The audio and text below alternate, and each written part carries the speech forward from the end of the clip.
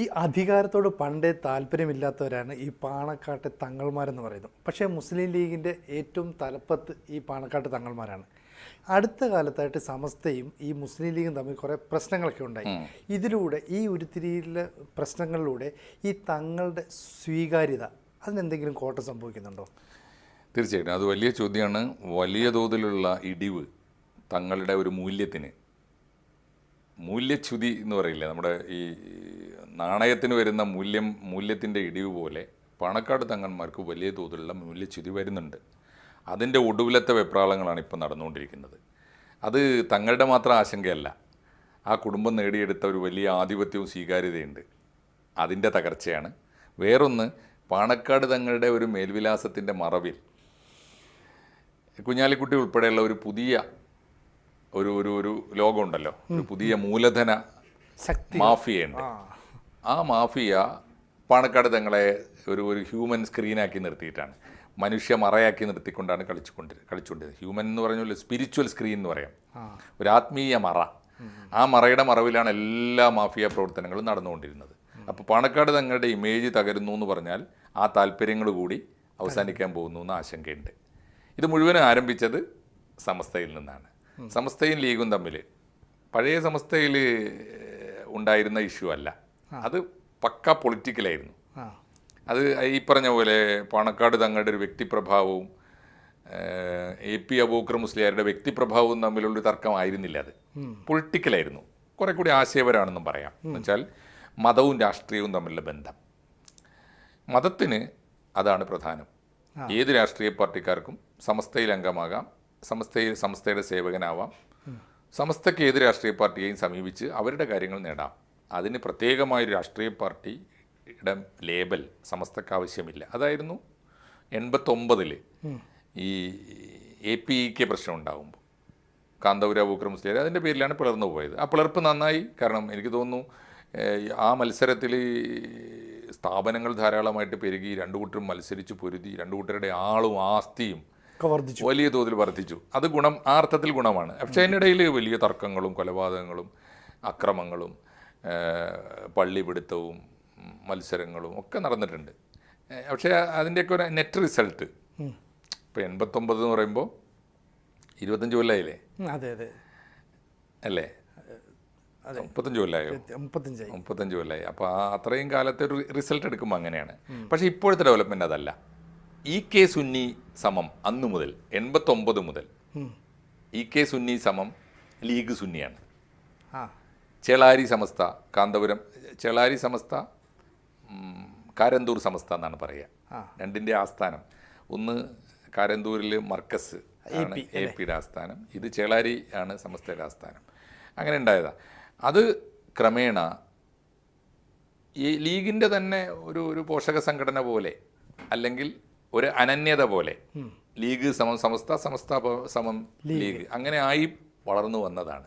അത് അടുത്ത കാലത്തുണ്ടായ ഡെവലപ്മെൻറ്റിൽ അതിനകത്ത് വീണ്ടും സ്വത്വബോധം ഉണർന്നു. സമസ്തയുടെ സ്വത്വബോധം സുന്നിയാണ്. അതിൻ്റെ കാരണം ലീഗിൻ്റെ ഒരു അടിമപ്പണി ചെയ്യേണ്ടവരല്ല ഞങ്ങൾ. അതിന് പല കാരണങ്ങളുണ്ട്. ലീഗിൻ്റെ തലപ്പത്ത് സമസ്തക്കാർക്ക്, സുന്നികൾക്ക് ഒരു കാരണവശാലും സ്വീകാര്യരല്ലാത്ത മുജാഹിദ് ലീഡർഷിപ്പ് വന്നു. പലപ്പോഴും ലീഗിൻ്റെ പത്രമായ ചന്ദ്രികയിലെ ആളും ആശയവും ഒക്കെ മുജാഹിദ് വിഭാഗത്തിന് മേൽക്കോയ്മയുള്ളതാണെന്ന് പണ്ടേ ആക്ഷേപമുണ്ട്. അങ്ങനെ വന്നപ്പോഴാണ് രണ്ട് കാര്യങ്ങൾ വന്നത്. ഒന്ന്, ഇപ്പോൾ ഏറ്റവും ഒടുവിൽ മുസ്ലിം ലീഗിൻ്റെ തലപ്പത്ത് PMA സലാം വന്നു. PMA സലാം തിരൂരങ്ങാടിയിലെ അറിയപ്പെടുന്ന മുജാഹിദ് കുടുംബത്തിലെ അറിയപ്പെടുന്ന മുജാഹിദ് പ്രവർത്തകനാണ്. അപ്പോൾ അങ്ങനെ ഒരാൾക്ക് സമസ്തയോട് യാതൊരു ദാക്ഷിണ്യവും ദയവും ഇല്ലാത്ത പ്രസ്താവനകൾ, മാത്രമല്ല ഒട്ടും നയവും ഡിപ്ലോമസിയും ഒന്നും ഇല്ലാത്ത, പലപ്പോഴും ഒരു രാഷ്ട്രീയ നേതാവ് നടത്തേണ്ട ആവശ്യമില്ലാത്ത പ്രസ്താവനകളിലൂടെ PMA സലാമാണ് ഈ ബന്ധം വഷളാക്കിയ ഒരു ഘടകം. ഈ മുറിവേൽപ്പിക്കുന്ന നിലപാടുകൾ എടുത്തത് തീർച്ചയായിട്ടും അത് വിവരക്കേടാണെന്ന് എനിക്ക് തോന്നുന്നത്. PMA സലാം അത്രേ ഉള്ളൂ എന്ന് വളരെ വളരെ ചുരുങ്ങിയ കാലം കൊണ്ട് അദ്ദേഹം തെളിയിച്ചു. രണ്ട്, പിന്നെ PMA സലാം എങ്ങനെ നേതാവായത്? മുസ്ലിം ലീഗിൽ നിന്നിട്ടല്ല. ഇബ്രാഹിം സുലൈമാൻ സേട്ടിൻ്റെ കൂടെ പിണങ്ങി പിരിഞ്ഞ് ലീഗ് വിട്ടുപോയി INL ആയി ഇടതുപക്ഷത്തിൻ്റെ പിന്തുണയോടുകൂടിയാണ് MLA ആയത്. അതാണ് അദ്ദേഹത്തിൻ്റെ ഒരേ ഒരു മേൽവിലാസം. ലീഗിൽ നിന്നിരുന്നെങ്കിൽ ഒരു വാർഡ് കൗൺസിലർ പ്രസിഡന്റ് ആവാനുള്ള യോഗ്യതയില്ല. അപ്പോൾ PMA സലാമാണ് അതിൻ്റെ ഒരു ഘടകം. രണ്ടാമത്തെ ഒരു ഘടകം, ഇതിനകത്ത് രണ്ട് തങ്ങൾ വന്നു ഒരേ സമയം. ഒരുപാട് കാലത്തിന് ശേഷം ഇപ്പോൾ സമസ്തയുടെ തലപ്പത്തൊരു തങ്ങൾ വന്നു. സമസ്തയുടെ തലപ്പത്ത് പണ്ട് അതിൻ്റെ സ്ഥാപന കാലത്ത് 1924-25 കാലത്ത് വരക്കൽ മുല്ലക്കോയ തങ്ങളാണ് ആദ്യത്തെ സ്ഥാപന കാലത്ത് നേതൃത്വത്തിലുണ്ടായിരുന്നു. പിന്നെ ബാഫക്കി തങ്ങളും പൂക്കോയ തങ്ങളും ഒക്കെ അതിൻ്റെ ഒരു ഓരം ചേർന്ന് ഉണ്ടായിരുന്നു. പക്ഷെ തലപ്പത്ത് സാക്ഷാൽ സമസ്തയുടെ പ്രസിഡൻ്റായിട്ടൊരു തങ്ങൾ വന്നത് ഇപ്പോഴാണ്, സയ്യിദ് മുഹമ്മദ് ജിഫ്രി തങ്ങൾ. അപ്പോൾ തങ്ങൾ വന്നപ്പോൾ 2 ഇഷ്യൂ ഉണ്ടായി. ഒന്ന്, ഈ ഏത് തങ്ങൾ എന്നുള്ളൊരു പ്രശ്നമുണ്ടല്ലോ, ഇവരൊക്കെ തമ്മിലുള്ള അതുകൊണ്ട് കേട്ടോ, ഇവരൊക്കെ തമ്മിൽ ഏത് നായരെന്ന് ചോദിക്കുമ്പോൾ ഏത് തങ്ങൾ എന്നുള്ള പ്രശ്നമുണ്ട്. മൂപ്പിളമ ഞാനോ അവനോ എന്നുള്ള ആ പ്രശ്നമുണ്ട്. അത് പ്രത്യക്ഷത്തിലില്ല, ഇവരാരും അങ്ങനെ പ്രകടിപ്പിച്ചുകൊണ്ടെന്നില്ല, പക്ഷെ ഉള്ളിൽ അതുണ്ട്. ഇവരൊക്കെ പല കബീലയിൽപ്പെട്ടവരാണ്. തങ്ങന്മാരൊക്കെ തന്നെ കേരളത്തിലെയും ഇന്ത്യയിലെയും ഈ തങ്ങൾ എന്ന് പറഞ്ഞാൽ പ്രവാചക കുടുംബമാണ്. പക്ഷേ വന്ന വഴി പ്രവാചകൻ്റെ കുടുംബത്തിൽ 7-ാം നൂറ്റാണ്ടിലെ പ്രവാചകനിൽ നിന്ന് ലോകത്തിലാകെ ചെതറിപ്പോയിട്ട് ഇന്ത്യയിലൊക്കെ വന്നത് ഏത് വഴിയിലാണ്, അതിലേതാണ് പ്രവാചകനോട് കൂടുതൽ അടുത്തത് തുടങ്ങിയ തർക്കങ്ങളുണ്ട്. അപ്പോൾ എന്തായാലും ഇതിലുണ്ടായ ഒരു പ്രധാനപ്പെട്ട തർക്കം, മുസ്ലിം ലീഗിൻ്റെ പ്രസിഡന്റ് എല്ലാ കാലത്തും പാണക്കാട് കഴിഞ്ഞ കുറേ കാലമായിട്ട്, ബാഫക്കി തങ്ങൾക്ക് ശേഷം പൂക്കോയ തങ്ങൾ, ശിഹാബ് തങ്ങൾ, പൂക്കോയ തങ്ങൾക്ക് ശേഷം അദ്ദേഹത്തിൻ്റെ പുത്രൻ ശിഹാബ് തങ്ങൾ, പിന്നെ അദ്ദേഹത്തിൻ്റെ അനിയൻ ഹൈദരലി ശിഹാബ് തങ്ങൾ, അതിനുശേഷം അദ്ദേഹത്തിൻ്റെ അനിയൻ സാദിഖ് അലി. അപ്പോൾ എപ്പോഴും പാണക്കാട് എന്ന ഒരാളായിരിക്കും ലീഗിൻ്റെ പ്രസിഡന്റ്. അപ്പോൾ സൗകര്യത്തിന് വേണ്ടി ലീഗും സമസ്തയും പരസ്പരം അറിയാനും ഒരുമിച്ച് പോകാനുള്ള സൗകര്യത്തിന് സമസ്തയുടെ വൈസ് പ്രസിഡൻ്റായിട്ട് ലീഗ് പ്രസിഡന്റിനെ വെക്കും. ഇത്തവണ വെക്കാൻ പോയപ്പോൾ ഈ ജിഫ്രി തങ്ങൾ പറഞ്ഞു അത്രേ, തങ്ങളെ വെക്കുന്നതിനും ലീഗ് നേതാവിനെ വെക്കുന്നതിനും എനിക്ക് വിരോധമില്ല, കാരണം സമസ്തയിൽ ആർക്കും വരാം. പക്ഷേ സമസ്തയുടെ ഭാരവാഹിയാകുന്ന ഒരാൾ ഒരു മതബിരുദം വേണം, തിയോളജിക്കൽ ഡിഗ്രി, ഒരു സനത് വേണം. പലതുണ്ടല്ലോ, കേട്ടില്ലേ, ഫൈസി, സക്കാഫി എന്നൊക്കെ പറയുന്ന, കാസിമി, അങ്ങനെ ഒരുപാട് ബിരുദങ്ങളുണ്ട്. അപ്പോൾ അങ്ങനെ ബിരുദമുള്ള ഒരാളല്ലാതെ, അപ്പോൾ നോക്കുമ്പോൾ ഇദ്ദേഹത്തിന് ഈ വിദ്യാഭ്യാസമൊക്കെ കുറവാണ്. സാദിഖ് അലി ശിഹാബ് തങ്ങൾക്ക് മതബിരുദവും ഇല്ല, ഔദ്യോഗിക ബിരുദം ഉണ്ടോ എന്ന് പോലും എനിക്ക് സംശയമാണ്. മീൻസ് ആധുനിക വിദ്യാഭ്യാസവും കുറവാണ്, മറ്റേതും കുറവാണ്. അപ്പോൾ അതോടുകൂടി ഈ ഈഗോ കത്തി. അപ്പോൾ സമസ്തക്കാർ പറഞ്ഞു അത് ന്യായമായൊരു മാനദണ്ഡമാണല്ലോ, അതുകൊണ്ട് ജിഫ്രി തങ്ങളെ നിങ്ങൾ പറഞ്ഞ ശരിയാ പറഞ്ഞ് സമസ്ത അത് അംഗീകരിച്ചു. അപ്പോൾ പാണക്കാട് തങ്ങൾക്ക് സമസ്തയിൽ റോളില്ലാതായി. പാണക്കാട് തങ്ങൾ പുറത്തായി എന്ന് പറഞ്ഞാൽ ഫലത്തിൽ തങ്ങളെ മുൻനിർത്തിയിട്ട് ലീഗ് കളിച്ചുകൊണ്ടിരുന്ന എല്ലാവരും പുറത്തായി. അതാണ് ഒന്ന്. അങ്ങനെ ഇരിക്കുമ്പോഴാണ് രണ്ടാമത്തെ പ്രശ്നം വരുന്നത്. ഗവൺമെൻറ്റിനോടുള്ള സമീപനത്തിൽ സമസ്തയ്ക്ക് ആവശ്യങ്ങളുണ്ടെങ്കിൽ, ആവലാതികളുണ്ടെങ്കിൽ അത് പറയാൻ ലീഗ് നേതാക്കന്മാരുടെ വീട്ടിൽ പോയി കാത്തുകെട്ടിക്കിടന്ന് അവരോട് പറഞ്ഞിട്ട് പറയാൻ നിൽക്കണം, അതോ ഗവൺമെൻറ്റിനോട് നേരിട്ട് പറഞ്ഞാൽ കേൾക്കുമോ ഇല്ലേ? ജിഫ്രി തങ്ങൾ നേരിട്ട് ലിങ്ക് ഉണ്ടാക്കി, പിണറായി വിജയനെ നന്നായി ഉപയോഗിക്കുകയും ചെയ്തു ആ അവസരം. അപ്പോൾ ലീഗിന് കൊടുക്കാൻ അപ്പോയിൻമെൻറ്റ് കൊടുക്കാൻ സമയമില്ലെങ്കിൽ പോലും സമസ്തക്ക് അപ്പോയിൻമെൻറ്റ് കിട്ടി. അങ്ങനെയാണ് വലിയ നേട്ടമായി. അതാണ് രണ്ടാമത്തെ കാര്യം ഉണ്ടായത്. അതാണ് രണ്ടാമത്തെ ഒരു കാര്യം. ഇതോടുകൂടി സംഭവിച്ച മൂന്നാമത്തെ ഒരു കാര്യം, പാണക്കാട് തങ്ങളെ, ഇപ്പോൾ ഈ സാദിഖ് അലി തങ്ങളെ ആണല്ലോ PMA സലാമിനെ നിയമിക്കുന്നത്. അതെ, PMA സലാമിൻ്റെ നാവിനും പ്രസ്താവനയ്ക്കും തടയിടേണ്ടതും അദ്ദേഹമാണല്ലോ. PMA സലാമിനെ കയറൂരി വിട്ടത് പാണക്കാട് തങ്ങൾ തന്നെയാണ് എന്നും പാണക്കാട് തങ്ങളെ ഫോക്കസ് ചെയ്യാൻ തുടങ്ങി. മാത്രമല്ല, പാണക്കാട് തങ്ങന്മാർ അഴിമതി നടത്തുന്നത് പണ്ടും ആരെങ്കിലുമൊക്കെ കൈമടക്ക് പോലെ കൊടുക്കുന്നുണ്ടാവും. ഏത് ഉദ്ഘാടനത്തിന് വിളിച്ചാലും, ചെറിയ സംഖ്യയൊന്നും അല്ല കേട്ടോ, ഒരു ഉദ്ഘാടനത്തിന് വിളിച്ചാൽ 5-10 പവൻ്റെ ആഭരണമോ കോയിനൊക്കെ കൊടുക്കുക, വലിയ സംഖ്യ കൊടുക്കും. അപ്പോൾ അതൊക്കെ കൊടുക്കുമെങ്കിലും അതാരും പറയാറില്ല. അതേ സമയത്ത് ഇവരുടെ കാലം വന്നപ്പോൾ, സാദിഖ് അലി ശിഹാബ് തങ്ങളുടെ കാലം വന്നപ്പോൾ പേയ്മെൻറ്റ് സീറ്റുകൾ MLA ആവണോ MP ആവണോ ഒക്കെ കൈമടക്ക് കൊടുത്ത് പണം കൊടുത്ത് സീറ്റ് വാങ്ങുന്ന അവസ്ഥ വന്നു. അത് പല ലീഗ് നേതാക്കന്മാരും വിളിച്ച് പറയാൻ തുടങ്ങി, പരസ്യമായിട്ട് പറയാൻ തുടങ്ങി. സമസ്തയുടെ മൗനാനുവാദവും അതിന് കിട്ടി. പാണക്കാട് തങ്ങളെ വിമർശിക്കട്ടെ. ഇനി പാണക്കാട് തങ്ങൾ അഴിമതിക്കാരനാണ് എന്ന് വരുത്തി തീർക്കുന്നത് കൊണ്ടുള്ള ഗുണമാർക്കാണ്? തങ്ങൾ വാങ്ങിക്കോട്ടെ, ന്യായീകരിക്കാൻ ബാധ്യസ്ഥരായി. പിണറായി വിജയൻ ചെയ്തു കൂട്ടുന്ന എന്തിനേയും CPMകാർ ന്യായീകരിക്കാൻ ബാധ്യസ്ഥരായതുപോലെ പാണക്കാട് തങ്ങൾ ചെയ്യുന്ന എന്തിനേയും ന്യായീകരിക്കാൻ കുഞ്ഞാലിക്കുട്ടിയുടെ കൂടെയുള്ള ലീഗും ബാധ്യസ്ഥരായി. അതുകൊണ്ട് എന്താ ഗുണം? പാണക്കാട് തങ്ങൾ അഴിമതിക്കാരനാണെങ്കിൽ പാണക്കാട് തങ്ങളുടെ ഇമേജ് മോശമാവുമല്ല, ഇവരുടെ കണക്കിൽ ഇവരുടെയൊക്കെ ഇമേജ് ഒന്ന് മെച്ചപ്പെട്ട് കിട്ടും. പാണക്കാട് തങ്ങൾ ചെയ്യുന്ന അതേ പാപമാണല്ലോ ഇവരും ചെയ്യുന്നത്, ആ മഹാപാപമാണല്ലോ. അപ്പോൾ പാണക്കാട് തങ്ങളെ അഴിമതിക്കാരനാക്കുന്നതിലൂടെ അഴിമതിക്ക് ലെജിറ്റിമൈസേഷൻ കിട്ടി. അഴിമതിക്ക് ധാർമ്മികമായ പിന്തുണ കിട്ടി. അതുകൊണ്ട് തങ്ങൾക്ക് ആവാമെങ്കിൽ ഞങ്ങൾക്ക് എന്താ ആയിക്കൂടെ.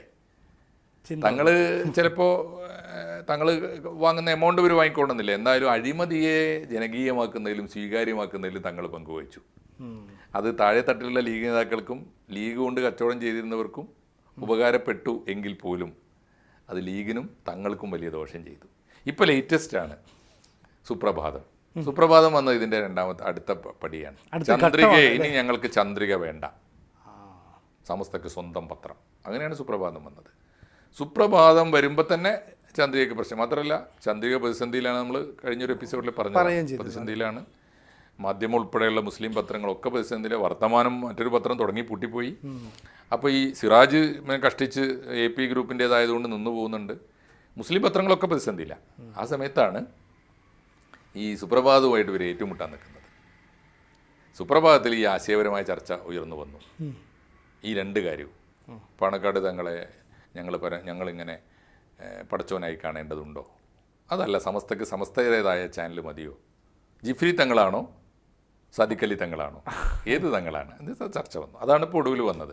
ഈ രണ്ട് കാര്യവും, രാഷ്ട്രീയവും തങ്ങളും രണ്ടും പ്രധാനപ്പെട്ട ഘടകമായി വന്നു. അതിൻ്റെ പേരിലാണ് ഇപ്പോൾ സുപ്രഭാതത്തിൻ്റെ ദുബായ് എഡിഷൻ്റെ ഉദ്ഘാടനം നമ്മൾ ചർച്ച ചെയ്തല്ലോ. ഈ അങ്ങനെ ഒരു പ്രതിസന്ധിയിലേക്ക് വന്നു കഴിഞ്ഞാലേ ഈ പാണക്കാട് ഈ കാസിമാരെയൊക്കെ നിയമിക്കുന്ന അല്ലെങ്കിൽ അങ്ങനെ ഒരു വലിയ നിയോഗം ഉണ്ടല്ലോ ഇവർക്ക്, അപ്പോൾ അവരെയൊക്കെ ഒരുമിച്ച് നിർത്തിക്കൊണ്ട് ഇവർക്കൊരു പ്രതിരോധം തീർത്തും. അതാണ് ആ ദൗത്യമാണ് ഇപ്പോൾ നടന്നുകൊണ്ടിരിക്കുന്നത്. ഇപ്പോൾ പാണക്കാട് ചെയ്ത ആദ്യത്തെ പണി എന്താ വെച്ചാൽ, പാണക്കാട് തങ്ങന്മാർ പല തങ്ങന്മാരായിട്ട്, പാണക്കാട് പേരുണ്ടായാൽ മതി, അവിടെ ഈ ഏട്ടാനിയന്മാരുടെ, ഇപ്പോൾ ശിഹാബ് തങ്ങളുടെ മക്കൾ, അതുപോലെ അദ്ദേഹത്തിന് അനിയനുണ്ടായിരുന്നു മരിച്ചുപോയ ഉമർ അലി ശിഹാബ് തങ്ങൾ, മുഹമ്മദ് അലി ശിഹാബ് തങ്ങളാണ് മരിച്ചുപോയ ശിഹാബ് തങ്ങൾ, പിന്നെ ഉമർ അലി ശിഹാബ് തങ്ങൾ സംസ്ഥയുടെ നേതാവായിരുന്നു, അദ്ദേഹത്തിൻ്റെ മക്കൾ, പിന്നെ ഹൈദർ അലി ശിഹാബ് തങ്ങൾ അദ്ദേഹത്തിൻ്റെ മക്കൾ, സാദിഖ് അലി തങ്ങൾ, അവരുടെ കുടുംബം മുഴുവനും. അപ്പോൾ ഒരുപാട് തങ്ങന്മാരുണ്ട്. ഈ തങ്ങന്മാരെയൊക്കെ പേരിന് അയച്ചു കൊടുത്തുകൊണ്ട് ഒരുപാട് മഹല്ലുകളിൽ ഇവർ മേൽഖാസിമാരാണ്. കാസിമാർ തന്നെ ജഡ്ജിമാരാണ്, വിധികർത്താക്കളാണ്. ആ മഹല്ലിലെ ഇസ്ലാമിൻ്റെ മുഴുവൻ കാര്യങ്ങളും അവരാ തീരുമാനിക്കുക, സമുദായത്തിൻ്റെ കാര്യങ്ങൾ അവരാണ് തീരുമാനിക്കുക. മനസ്സിലായി? അപ്പോൾ ഇവരെന്ത് ചെയ്തു എന്ന് വെച്ചാൽ, ആദ്യം പാണക്കാട് കാസി ഫൗണ്ടേഷൻ ഉണ്ടാക്കി. അതായത് പാണക്കാട് തങ്ങന്മാർ ഏതൊക്കെ മഹല്ലുകളുടെ അധിപന്മാരാണോ ആ മഹല്ലുകളെയൊക്കെ യോജിപ്പിക്കുക. സത്യത്തിൽ സുന്നി മഹല്ലുകൾ എവിടെയൊക്കെ ഉണ്ടോ അതിനെയൊക്കെ യോജിപ്പിക്കുന്ന സുന്നി മഹല്ല് ഫെഡറേഷൻ സംസ്ഥയിലുണ്ട്. സമസ്തയോട് അഫിലിയേറ്റ് ചെയ്ത മഹല്ലുകളും പള്ളികളും ഒക്കെ ബന്ധിപ്പിക്കുന്ന ഒരു പൊതു ബോഡി ഉണ്ട്. അതിനകത്ത് വിഭജിച്ചുകൊണ്ടാണ് തങ്ങന്മാരുടെ ഒരു നീക്കം, പാണക്കാട് തങ്ങളുടെ ഒരു കളി. ഇപ്പോൾ അതിൻ്റെ കീഴിൽ പുതിയൊരു നീക്കം നടക്കുന്നു. നാളെയോ ഈ ആഴ്ച കടവ് റിസോർട്ട് ആലോചിച്ച് നോക്കൂ. കടവ് റിസോർട്ട് എന്ന് പറഞ്ഞാൽ ഞങ്ങളുടെ മലബാറിലെ എണ്ണപ്പെട്ട നമ്പർ 1 സ്റ്റാർ ഹോട്ടലുകളിൽ ഒന്നാണ്. ആ ചാലിയാറിൻ്റെ രവി പിള്ളയുടെയാണ്. ആലോചിച്ച് നോക്കൂ. റവീസ് കടവ് എന്നാണ് അതിൻ്റെ പേര്. അപ്പോൾ രവി പിള്ളയുടെ സ്റ്റാർ ഹോട്ടലിൽ കേരളത്തിലെ ഈ പാവപ്പെട്ട മുസ്ലിം സമുദായത്തിൻ്റെ മഹല്ല് കമ്മിറ്റിയുടെ യോഗം ചേരുക. ആരാ വിളിക്കുന്നത്? പാണക്കാട് തങ്ങന്മാർ. എന്തിന്? ഇവർ കാസിമാരായ മഹല്ലുകളിൽ നിന്നൊക്കെ VIPs വരിക, പൗരപ്രമുഖർ വന്നിട്ട് സ്റ്റാർ ഹോട്ടലിൽ യോഗം ചേർന്നിട്ട് പാണക്കാട് കുടുംബത്തിൻ്റെ രക്ഷയ്ക്ക് വേണ്ടിയുള്ള ദൗത്യം ഏറ്റെടുക്കുക.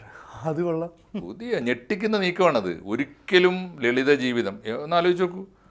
പള്ളികളുടെ എവിടെ യോഗം ചേരും? ഒന്നുകിൽ പള്ളികളിൽ ചേരും, അല്ലെങ്കിൽ സമസ്തയുടെയൊക്കെ ചെറിയ അല്ലെങ്കിൽ മദ്രസ ഹാളുകളിൽ ചേരും, അല്ലെങ്കിൽ ചെറിയ വാടക കൊടുത്തും കൊടുക്കാതെ നാട്ടിലെ പ്രമാണിമാരുടെയൊക്കെ ചെറിയ ഓഡിറ്റോറിയങ്ങളിൽ. ഇത് രവി പിള്ളയുടെ ഹോട്ടലിലാണ് യോഗം ചേരുന്നത്. തീർച്ചയായിട്ടും ആ യോഗത്തിൻ്റെ പിന്നിൽ തീർച്ചയായിട്ടും അതിൻ്റെ മുഖ്യ സംഘാടകൻ കുഞ്ഞാലിക്കുട്ടി ആയിരിക്കും എന്നുള്ള കാര്യം തർക്കമില്ലല്ലോ. അപ്പോൾ ഇങ്ങനെ ഒരു പാണക്കാട് രക്ഷാ ദൗത്യം ആരംഭിച്ചിരിക്കുകയാണ് കേരളത്തിൽ. എല്ലാവരും വലിയ ജാഗ്രതയോടെ, എല്ലാ മതസംഘടനകളും ജാഗ്രതയോടെ കാണേണ്ടതാണത്. മാത്രമല്ല, മതത്തെ ഉപയോഗിച്ചുള്ള രാഷ്ട്രീയം അപകടകരമായ ഒരു വിധാനത്തിലേക്ക് പോകുന്നതിൻ്റെ ഒരു അടയാളം കൂടിയാണത്. വേറൊരു കാര്യം, തങ്ങൾ കാസിയായിട്ടുള്ള മഹല്ലുകളിൽ പല സ്ഥാപനങ്ങളുണ്ട്. ആ സ്ഥാപനങ്ങളുടെയൊക്കെ പ്രസിഡന്റ്, വിദ്യാഭ്യാസ സ്ഥാപനങ്ങളുണ്ട്, അതിൻ്റെയൊക്കെ പ്രസിഡന്റ് ഇദ്ദേഹമാണ്. ഈ സ്ഥാപനങ്ങളിലൊക്കെ വലിയ അഴിമതി നടക്കുന്നുണ്ട്. അതിനെക്കുറിച്ച് കഴിഞ്ഞൊരു എപ്പിസോഡിൽ നമ്മൾ പറഞ്ഞതാണ്. വലിയ അഴിമതി നടക്കുന്നത്, വലിയ കോഴ. കേരളത്തിൽ ഏറ്റവും കോഴ വാങ്ങുന്ന സ്കൂളുകളൊക്കെ ഈ പരമ്പരയിലുണ്ട്. പാണക്കാട് തങ്ങൾക്ക് തന്നെയും ഒരു സ്കൂളുണ്ട്. വലിയ അഴിമതിയാണ്. ഈ അഴിമതിയെ ജനകീയമാക്കുന്ന ഒരു വലിയ സംഘമായി അതിൻ്റെ നേതൃത്വത്തിലേക്ക് പാണക്കാട് തങ്ങൾ കുടുംബം വരികയാണ്. അതിനെ രക്ഷിക്കാനുള്ള രക്ഷാദൗത്യവുമായിട്ട് വലിയ സന്നാഹങ്ങൾ നടക്കുക. ചുരുക്കം പറഞ്ഞാൽ ഈ പറയുന്ന തങ്ങളെ രക്ഷിച്ചെടുക്കുക എന്നുള്ളതാണ് ഇതിൻ്റെ ഒരു അത് മാത്രമാണ്. പക്ഷേ തങ്ങളെ രക്ഷിക്കാനുള്ള ആത്മാർത്ഥത കൊണ്ടൊന്നുമല്ല. തങ്ങളെ രക്ഷിച്ചില്ലെങ്കിൽ പലരുടെയും ഉപജീവന മാർഗം അല്ലെങ്കിൽ പലരും ഉണ്ടാക്കി വെച്ച മാഫിയ ലോകം തകർന്നു പോകും. കാരണം തങ്ങളെ മുന്നിൽ വെച്ചുകൊണ്ട് നക്കാപ്പിച്ച വല്ലതുമൊക്കെ തങ്ങൾക്ക് കൊണ്ടു കൊടുത്താലും അതിൻ്റെ മറവിൽ നടക്കുന്ന കോടാനുകോടിയുടെ ഇടപാടുകൾ ആണ് തകരാൻ സാധ്യതയുള്ളത്. അത് കാണുന്നുണ്ട് ഈ മാഫിയ ലോകം. അതുകൊണ്ടാണ് രവി പിള്ളയുടെ ഹോട്ടലിൽ തന്നെ ചെന്നിട്ട് പാണക്കാട് തങ്ങളുടെ മഹല്ലുകളെ രക്ഷപ്പെടുത്താനുള്ള വലിയ യോഗം. ഇത് മുസ്ലിം കമ്മ്യൂണിറ്റി വളരെ ഗൗരവമായിട്ട് തിരിച്ചറിയുന്നതാണ് ഞാൻ വിചാരിക്കുന്നത്.